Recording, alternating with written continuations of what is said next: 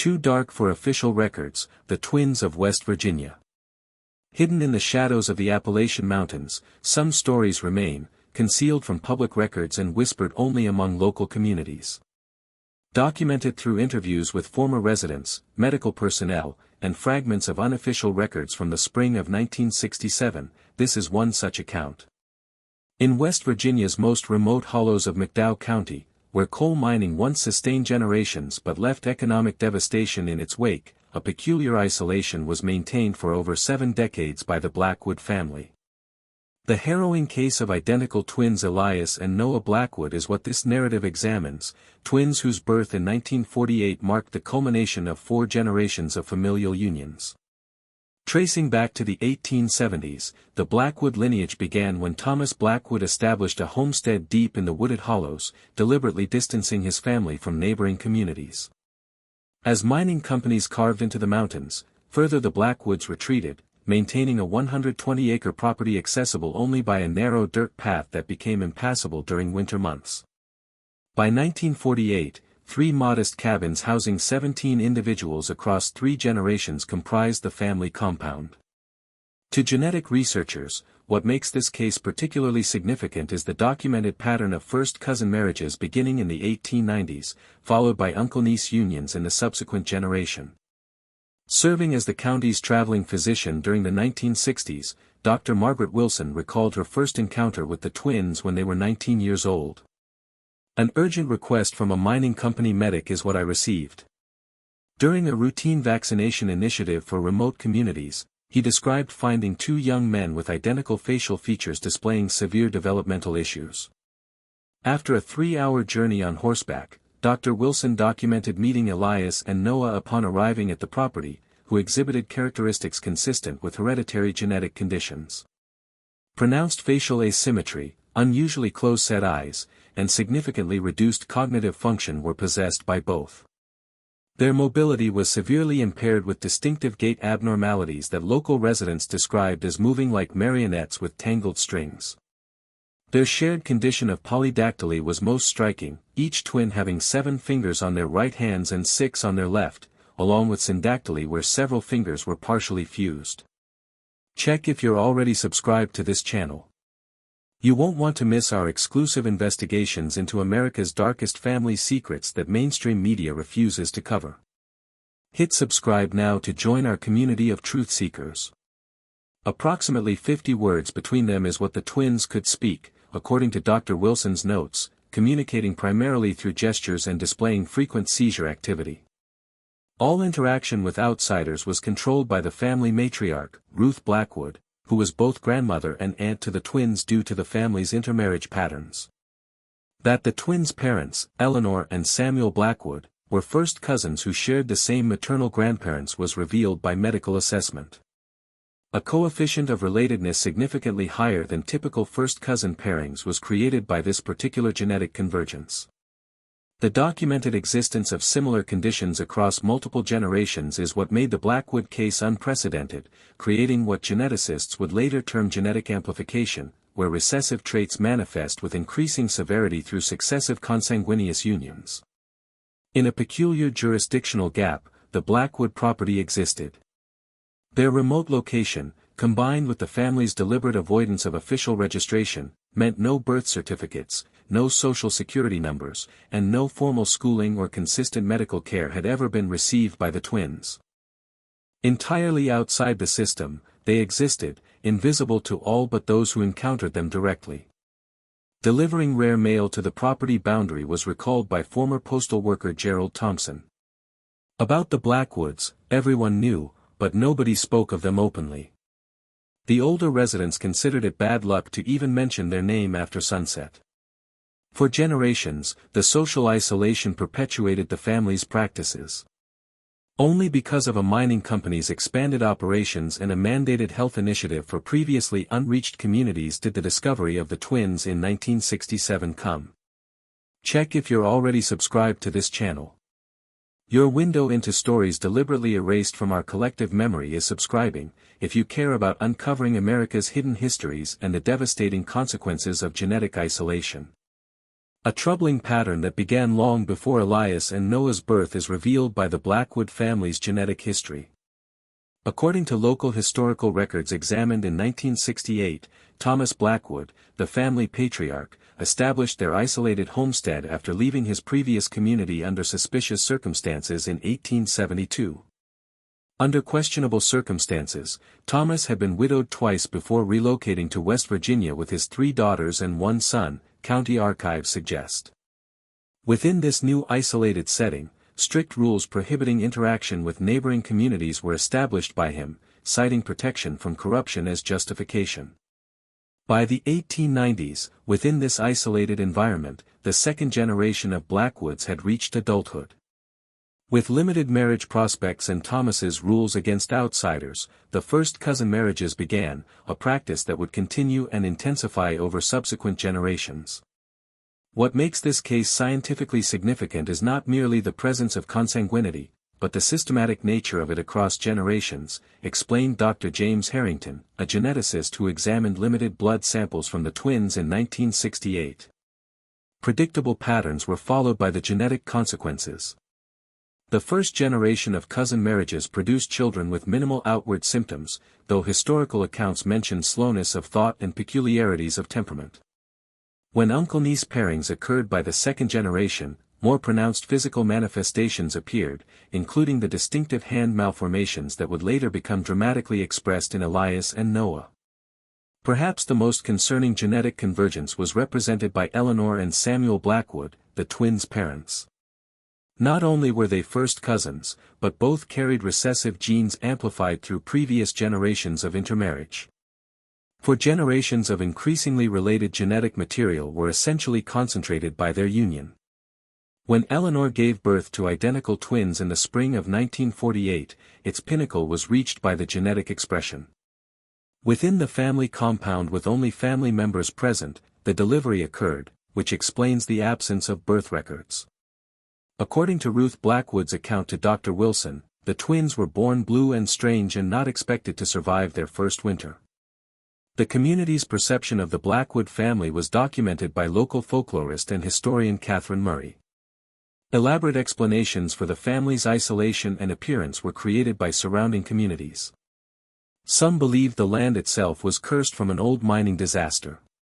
A deal with supernatural forces was suggested by others.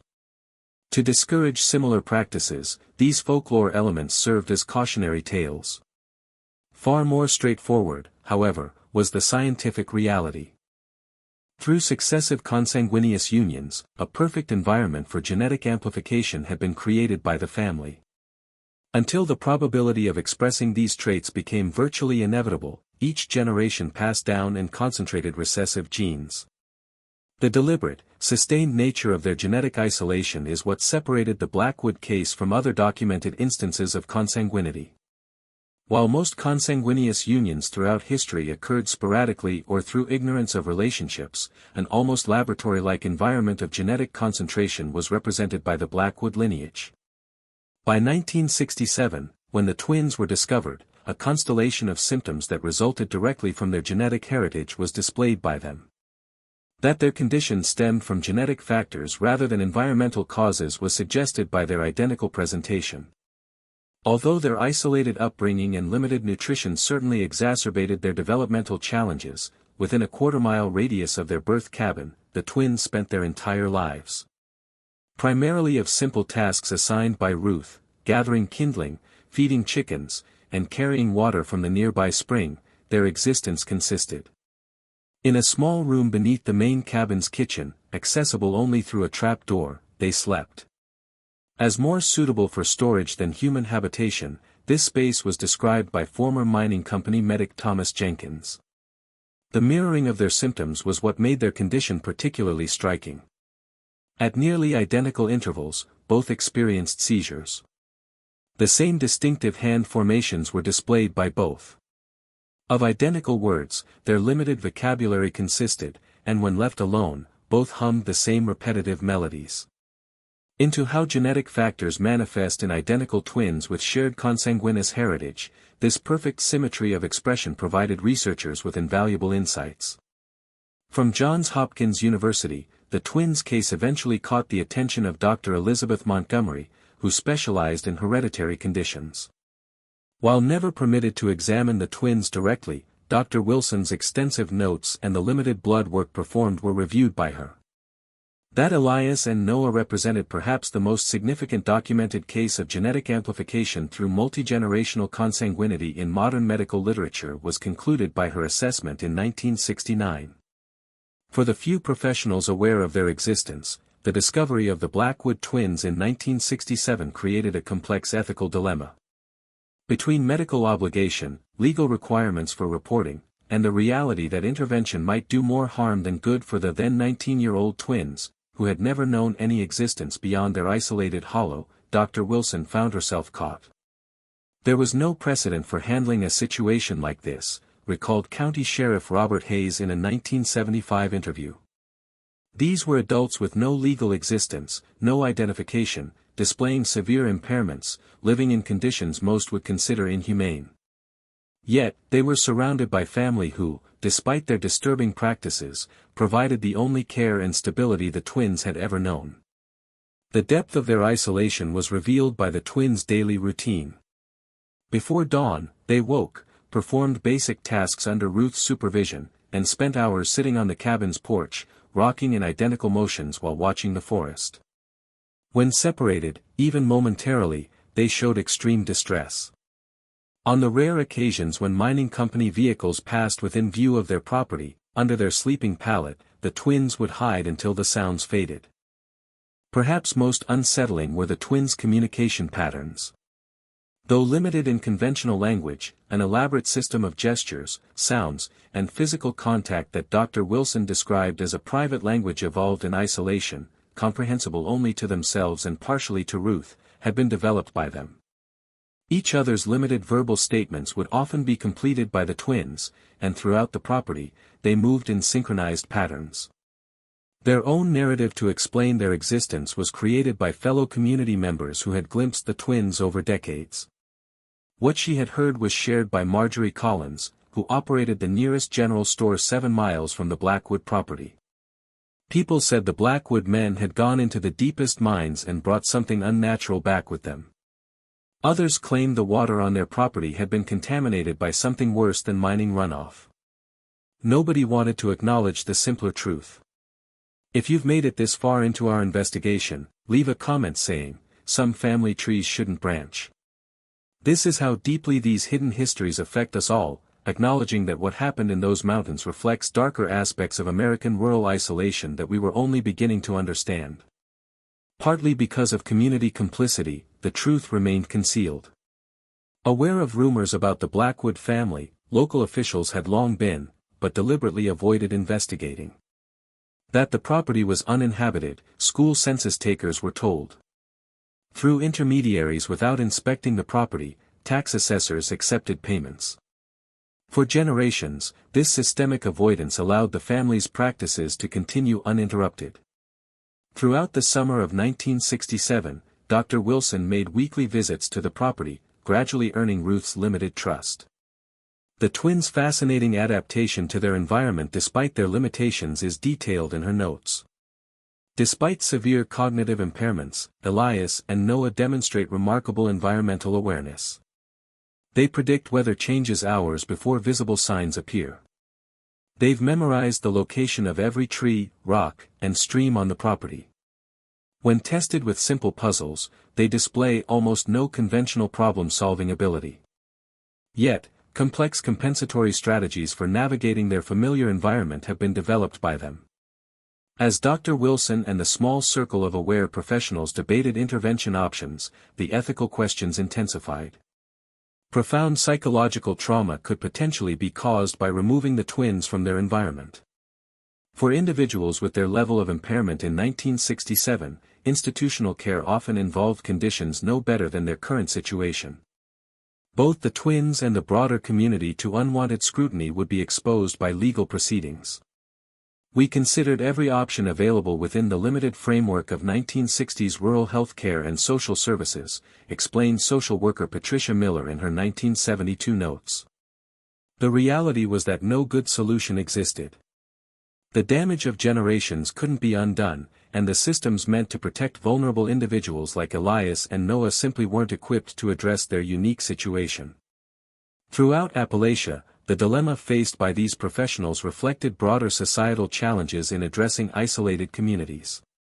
The region's geographic seclusion, economic marginalization, and cultural independence had created numerous pockets where families existed with minimal outside contact, though few had taken isolation to the extremes of the Blackwoods. By late summer 1967, a tentative intervention plan had been formed. Regular visits would be continued by Dr. Wilson, bringing necessary medical supplies and introducing basic developmental activities.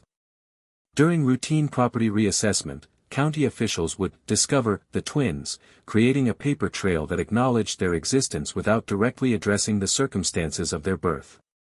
Through seemingly charitable means, a local church outreach program would provide supplementary food and clothing. The complex reality that immediate dramatic intervention might cause more harm than good was acknowledged by this cautious approach. Between medical ethics, legal requirements, and the practical limitations of rural healthcare in 1960s Appalachia, it represented an uncomfortable compromise. As autumn 1967 approached, an unexpected disruption was faced by the fragile equilibrium surrounding the Blackwood twins. A severe stroke was suffered by Ruth Blackwood, the family matriarch and primary caretaker, that left her bedridden and unable to manage the twins' care. Reluctantly, the remaining family members, primarily elderly relatives with their own significant health issues, were forced by this crisis to accept more extensive outside assistance. The dramatic shift is detailed in Dr. Wilson's field notes from September 1967. With Ruth incapacitated, the carefully maintained isolation of decades has fractured. For the first time, I've been permitted inside the main cabin for extended periods. What I've observed confirms our worst suspicions about the living conditions and reveals new concerns about the twins' physical health. The severity of the twins' deteriorating medical conditions was the most alarming discovery. Symptoms consistent with progressive neurological disorders, likely accelerated by nutritional deficiencies, were exhibited by both. Increasingly frequent seizures were experienced by Elias, while concerning respiratory patterns during sleep were displayed by Noah. Any preventative health care, dental attention, or immunizations had been received by neither. Brought in to assess Ruth's condition, County Medical Examiner Dr. Robert Jenkins documented his impressions of the property. The compound exists in a state of suspended time. Tools and techniques abandoned elsewhere generations ago remain in daily use. There is no electricity, no running water, no telephone. Medical supplies consist primarily of herbal preparations and decades-old remedies. The isolation is so complete that when I mentioned President Johnson, none of the younger family members recognized the name. The first opportunity for proper assessment of the twins' blood work was provided by the examination of Ruth, as samples were collected from all family members to determine compatibility for potential transfusion.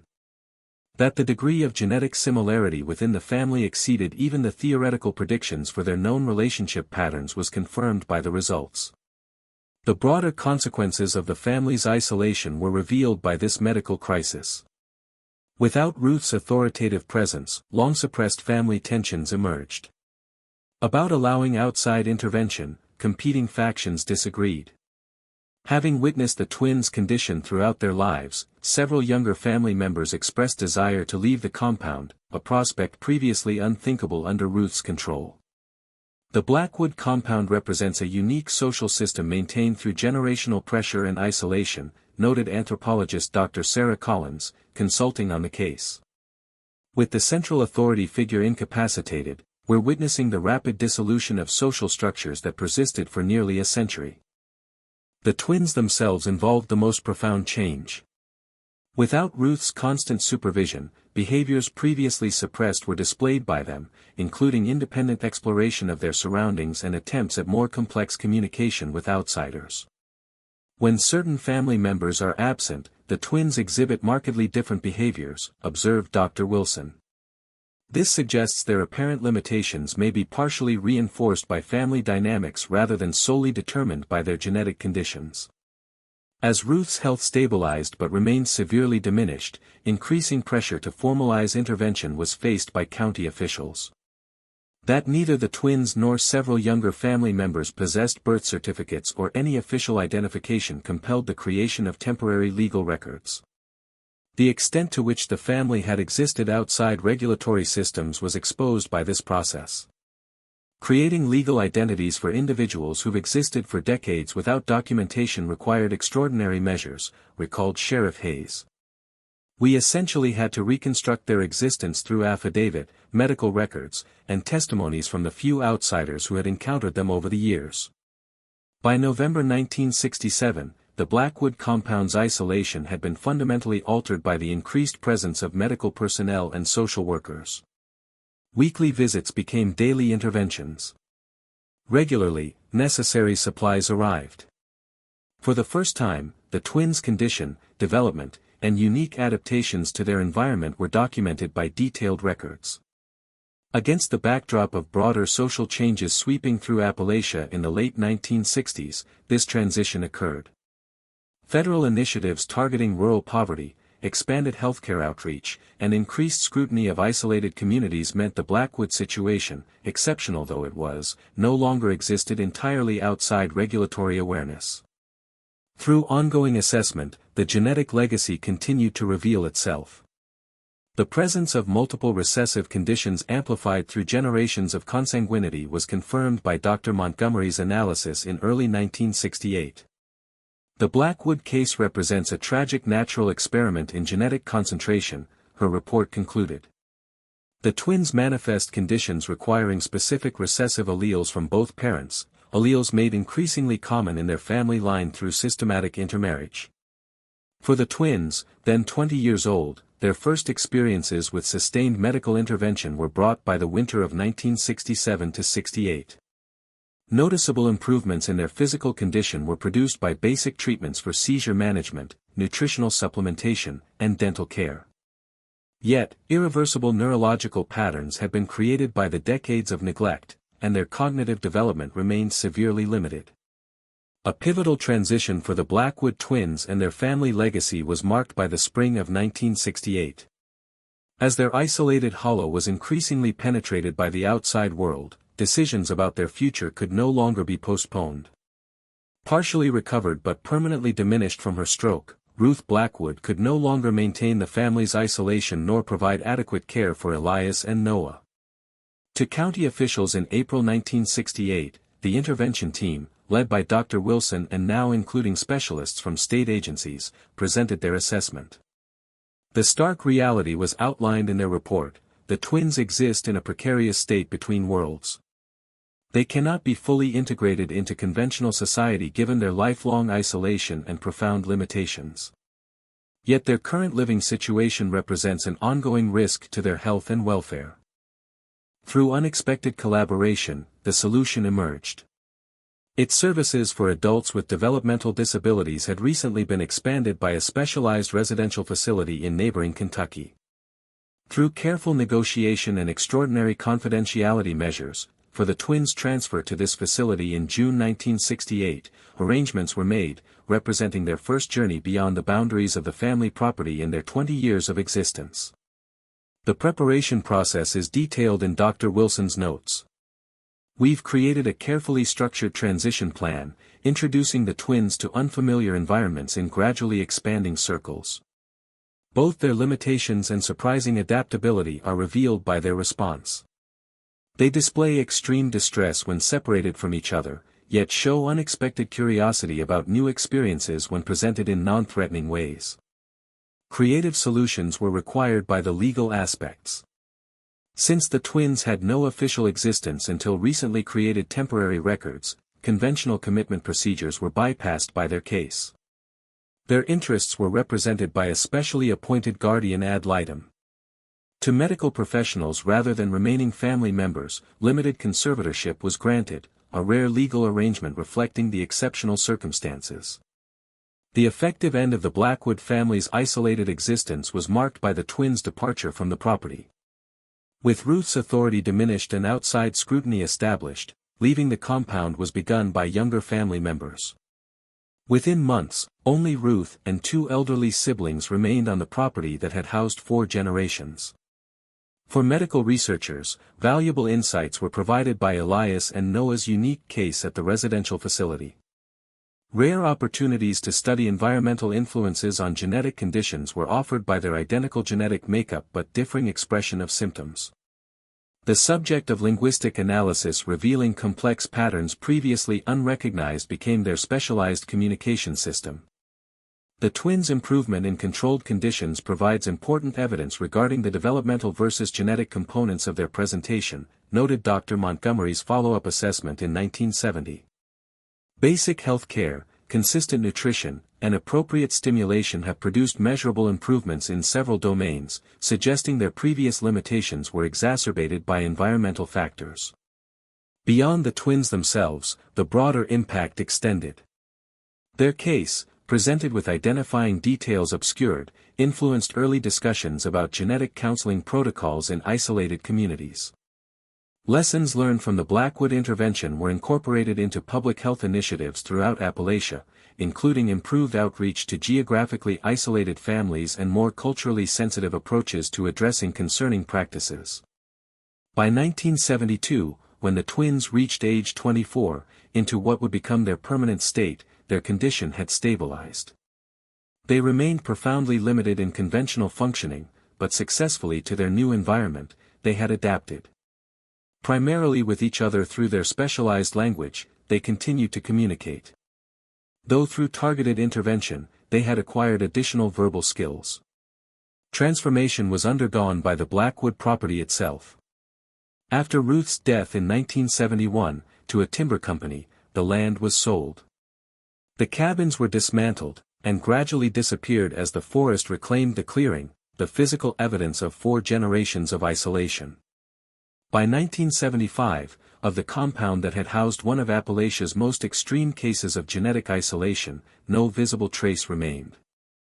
At the residential facility, the remainder of their lives was lived by the twins, where their extraordinary bond persisted until their deaths, noted by staff, Elias in 1987 and Noah, seemingly unable to exist without his twin, just 17 days later. Secured in research archives, their medical records, tissue samples, and detailed case histories remain, occasionally referenced in genetic studies, but with identifying information permanently obscured. Primarily in medical literature, what remains of the Blackwood legacy exists, referenced obliquely in genetic studies of isolated populations and in the improved protocols for intervention in remote communities. From local memory, the family name has largely disappeared, though as a cautionary tale, older residents of McDowell County still occasionally reference those people back in the hollow. If you've watched until here, it's because you value these crucial hidden histories. Leave a comment saying, "I watched until the end, so I can know who truly appreciates uncovering America's concealed past." Subscribe now to ensure you never miss our investigations into the shadowy corners of our shared history. Like this video to help others discover these important stories, and share it with someone who appreciates how understanding our past helps us build a more informed future. More than a medical curiosity or local legend, the Blackwood case represents. As a somber reminder of how isolation, geographic, social, and genetic, creates conditions for tragedy across generations, it stands.